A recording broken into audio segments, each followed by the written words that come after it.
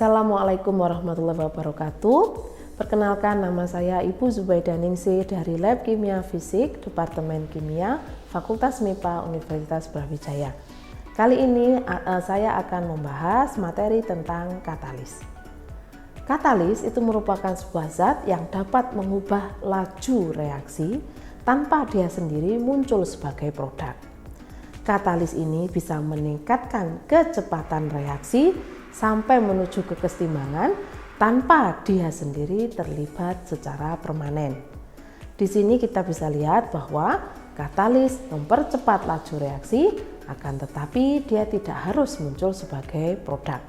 Apakah dia tidak ikut bereaksi? Sebetulnya bisa jadi dia ikut bereaksi, akan tetapi biasanya dia membentuk intermediate, di mana intermediate ini kemudian akan berubah menjadi produk. Jadi bukan berarti dia tidak ikut bereaksi, bisa saja dia ikut bereaksi, akan tetapi mungkin membentuk intermediate yang kemudian secara cepat berubah menjadi produk. Jadi seolah-olah dia tidak ikut menjadi produk. Termodinamika itu sebetulnya tidak membicarakan tentang kecepatan bagaimana sebuah keseimbangan itu dicapai. Contohnya ada gas H2 dan O2 pada suhu ruang, itu tidak akan pernah dapat bereaksi membentuk air tanpa kita berikan katalis. Walaupun secara termodinamika perubahan H2 dan O2 menjadi H2O ini bisa terjadi, akan tetapi kecepatan reaksinya itu tidak diberikan dari kacamata termodinamika. Dari kacamata kinetika lah kita berusaha untuk melihat kecepatan sebuah reaksi. Dan untuk reaksi H2 dan O2 di suhu ruang, ini agar mereka berubah menjadi produk air H2O, maka diperlukan katalis untuk mempercepat tercapainya keseimbangan sehingga terbentuk produk ini. Nah, di sisi lain, diamond atau berlian itu sebetulnya secara termodinamika tidak stabil. Jadi sebetulnya dia harusnya bisa selalu mencoba untuk berubah menjadi yang lain. Akan tetapi berlian ini tidak dengan mudah berubah menjadi grafit atau kita lihat seperti isinya pensil itu ya. Kenapa? Karena ternyata laju perubahan berlian menuju grafit ini sama dengan nol. Artinya secara energi berlian itu tidak stabil. Dia cenderung atau bisa berubah menjadi grafit, tetapi lajunya sangat-sangat kecil atau bahkan mendekati nol, sehingga muncul istilah diamonds are forever. Berlian itu abadi, bukan karena dia tidak berubah, dia bisa berubah, akan tetapi lajunya sangat lambat. Nah, dari sini kita bisa lihat perlunya kita melihat sebuah sistem dari dua kacamata, yaitu termodinamika dan kinetika. Apakah perubahan itu bisa terjadi? Berapa energi yang mengikuti perubahan? Sekaligus seberapa cepat perubahan itu bisa terjadi. Katalis di sini merupakan zat yang bisa mengubah kecepatan reaksi ini. Katalis bisa mempercepat reaksi, namun satu hal yang perlu diingat, tapi dia tidak mengubah kesetimbangan. Artinya katalis tidak mengubah rasio produk dibanding reaktan di kondisi setimbang. Tidak merubah rasio ini, akan tetapi merubah kecepatan tercapainya kesetimbangan di saat rasio ini bisa tercapai. Nah, tipe katalis itu sendiri ada dua, yaitu katalis homogen dan katalis heterogen. Seperti yang pada materi sebelumnya, bahwa katalis homogen artinya fasa katalis ini sama dengan fasa dari reaktan. Sementara katalis heterogen, fasa katalis bisa saja berbeda dengan fasa reaktan. Di sini kita akan lebih banyak bercerita atau saya akan lebih banyak menjelaskan tentang katalis heterogen.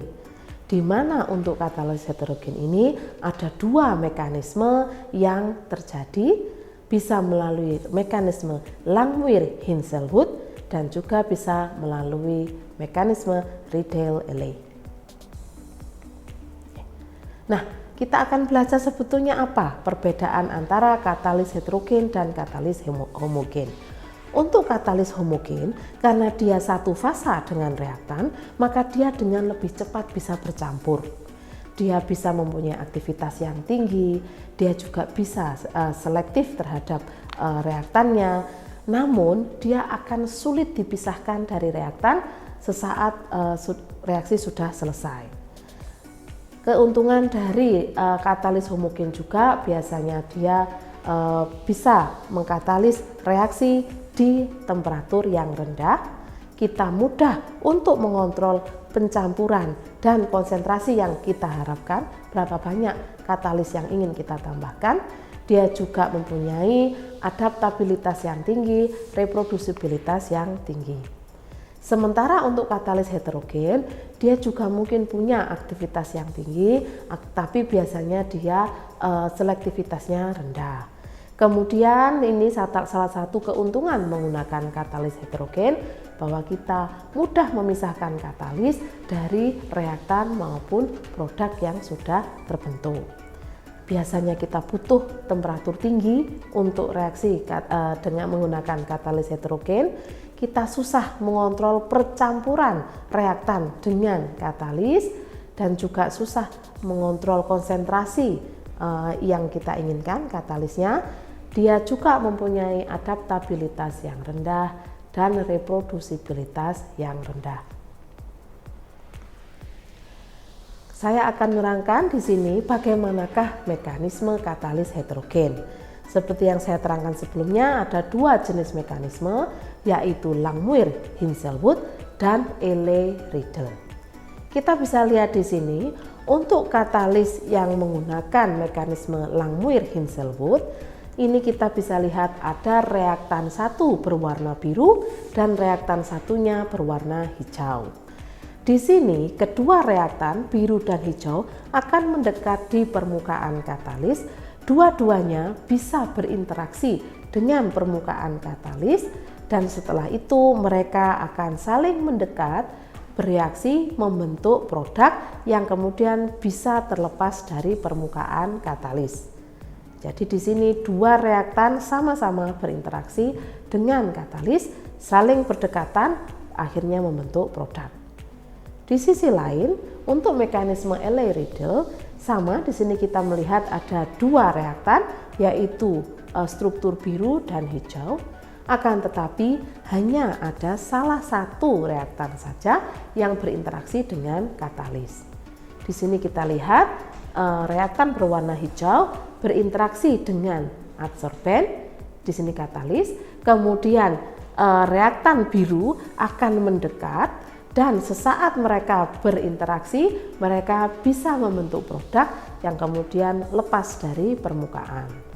Nah, perbedaan mendasar di sini untuk Langmuir-Hinshelwood kedua reaktan sama-sama terikat berinteraksi dengan katalis, sementara di Eley-Riedel hanya salah satu saja berinteraksi dengan katalis, reaktan lain mendekati, baru kemudian berinteraksi dan produk dilepaskan. Selanjutnya kita akan melihat salah satu contoh bagaimana katalis heterogen itu mekanismenya bagaimana dalam mempercepat sebuah reaksi. Nah, kita lihat di sini ada katalis heterogen logam palladium dalam bentuk padatan. Jadi ini kita bisa lihat PD dalam bentuk padatan, itu struktur di bawah, garis, kemudian ada garis miring berwarna biru dengan tulisan PD atau palladium di situ. Nah, di sini dia berfungsi sebagai katalis. Kemudian produk yang akan terbentuk di sini adalah H2O2. Kita lihat strukturnya adalah ada bulatan merah 2, kemudian akan menggandeng dua bulatan putih kecil-kecil ya.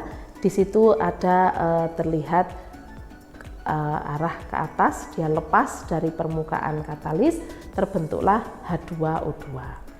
Nah, produk ini dibentuk dari reaktan apa saja? Kita bisa lihat di permukaan PD itu banyak sekali struktur. ada struktur merah-merah 2 gandeng, itu adalah O2. Kemudian ada struktur hijau besar Cl, di situ ada klorida. Kemudian ada lagi 2 struktur merah bergandeng, sebelahnya lagi ada 2 struktur merah tapi sudah menggandeng 1 struktur putih, baru kemudian lepas menjadi struktur bola 2 merah dan bola kecil putih 2. Jadi di sini kita lihat ada awalnya O2, yaitu struktur bola merah bergandengan yang awalnya tadi berada di fasa ruah, dia mulai mendekat dan berinteraksi dengan katalis palladium. Di sini oksigen akan agak sedikit renggang. Baru kemudian muncullah reaktan kedua, yaitu bola putih kecil 2 yang gandeng. Ini adalah H2. Nah, H2 di sini kita lihat dia tidak berinteraksi dengan palladium. Berarti di sini kita lihat 1 reaktan saja yang berinteraksi dengan katalis. Berarti ini adalah mekanisme Riedel-Eley. Awalnya oksigen terikat di permukaan katalis, kemudian didekati oleh reaktan kedua yaitu H2, bulatan kecil 2 berwarna putih. Dia kemudian bisa berinteraksi dengan O2 yang sudah berada di permukaan katalis dan akhirnya mereka bereaksi membentuk H2O2 yang lepas kemudian ke fasa ruah. Nah, ini salah satu contoh bagaimana terjadinya reaksi antara O2 dan H2 membentuk hidrogen peroksida atau H2O2 dengan bantuan katalis palladium, di mana fasanya berbeda dengan fasa reaktan. Palladium di sini berfasa padat, sementara O2 dan H2 di sini berfasa gas. Sekarang kita akan melihat contoh bagaimana katalis homogen menggunakan palladium. Jika pada contoh sebelumnya palladium berbentuk padatan, maka pada sistem ini palladium berbentuk koloid. Koloid artinya palladium ini partikelnya berukuran nanometer, sehingga biasanya terlihat merupakan satu fasa yang homogen dengan reaktan. Nah, di sini kita bisa lihat ada bantuan asam di dalam sebuah sistem. Jadi ini proses reaksi ini terjadi pada sistem yang bersifat asam. Jadi larutannya bersifat asam. Di sini kita bisa lihat awalnya palladium itu akan membentuk kompleks dengan oksigen. Jadi pada langkah kedua palladium membentuk kompleks dengan oksigen dan juga dengan klorida. Setelah itu dengan adanya HCl akan dilepaskanlah H2O2 sebagai produk pada proses 3, sehingga palladium nantinya membentuk kompleks dengan klorida. Selanjutnya palladium akan lepas kembali sebagai partikel koloid, dan sedangkan Cl-nya akan berinteraksi dengan H2 membentuk HCl. Di sini kita bisa lihat adanya penggunaan katalis homogen, di mana katalisnya sudah dalam ukuran yang sangat kecil, itu hampir sama dengan fasa dari reaktan-reaktan yang terlibat. Nah, selanjutnya di sini ada juga sistem yang merupakan kombinasi antara katalis homogen dengan heterogen. Untuk gambar sebelah kiri, di mana kita lihat ada struktur biru dan merah tanpa adanya struktur hitam, di sini katalis yang berwarna merah itu sama ukurannya dengan yang berwarna biru. Nah, ini kemungkinan dia dalam satu fasa yang sama, misalkan dalam bentuk larutan atau cairan. Tetapi untuk katalis heterogen, kita lihat di gambar yang paling kanan, di situ terlihat ada struktur biru yang merupakan reaktan dengan struktur hitam yang merupakan katalis, akan tetapi katalis ini mempunyai sisi aktif dengan struktur merah di dalamnya. Kita lihat ukuran katalis lebih besar dibandingkan reaktan. Di sini maka terbentuklah sistem yang heterogen. Nah, akan tetapi bisa saja kemudian muncul sistem gabungan antara katalis homogen dan heterogen ini, yaitu di struktur yang di tengah, di mana katalis tetap dalam ukuran besar, akan tetapi di sini sisi aktifnya tidak lagi di dalam katalis tapi berada di permukaan, di mana sisi aktifnya itu ukurannya sudah sama dengan reaktannya. Nah, ini bisa kita terlihat sisi aktif katalis terembankan di permukaan partikel katalis. Sehingga di sini kita bisa lihat perpaduan antara sistem katalis homogen dengan sistem katalis heterogen. Demikian pembelajaran hari ini. Semoga Anda mendapatkan manfaat ilmu tentang katalis dan mekanisme yang terjadi pada katalis heterogen maupun homogen. Terima kasih. Assalamualaikum warahmatullahi wabarakatuh.